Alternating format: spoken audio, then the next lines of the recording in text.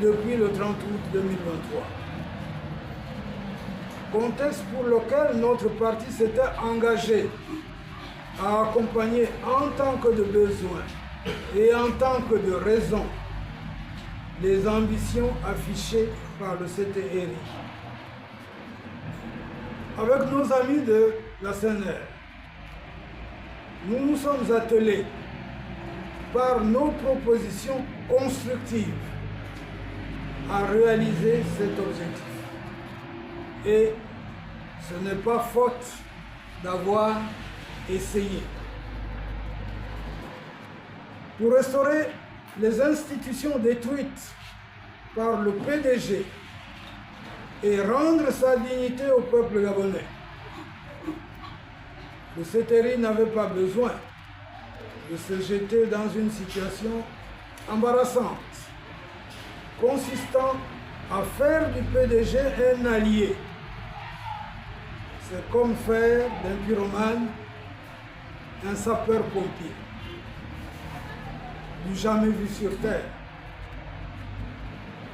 Et maintenant, il faut le dire, tout va à volo.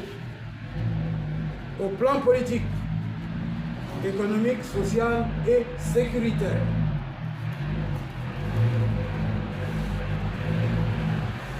Au plan politique, le dernier exploit en date est la manipulation flagrante de la Constitution nouvellement adoptée par voie référendaire, avant même sa mise en œuvre réelle. En effet, une lecture comparée, même rapide, montre que les articles 28, 46, 93 et évidemment le texte fourmi de coquilles montrent bel et bien une différence notoire entre la Constitution votée par le peuple et celle promulguée par le général de brigade Brice Clotaire Oligui-Nguema.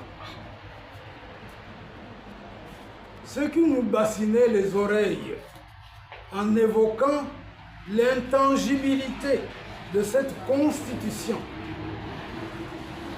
doivent s'en mordre la langue.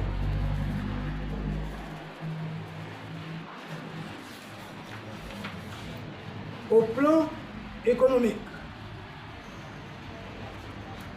la gestion calamiteuse du pays a mis toutes les variables macroéconomiques au rouge. Le chômage persiste et se situe à un niveau peu enviable de 40% de la population active. La corruption et la gabegie sont sans égale mesure. Les détournements de fonds publics par les parents, les copains et les copines au budget, à la CNAMGES, aux bourses et stages, à Gaboïl, à l'ARTEF, au PNPE, etc., crèvent le plafond et demeurent impunis. L'enrichissement illicite et l'embourgeoisement de l'élite au pouvoir prennent de l'ampleur.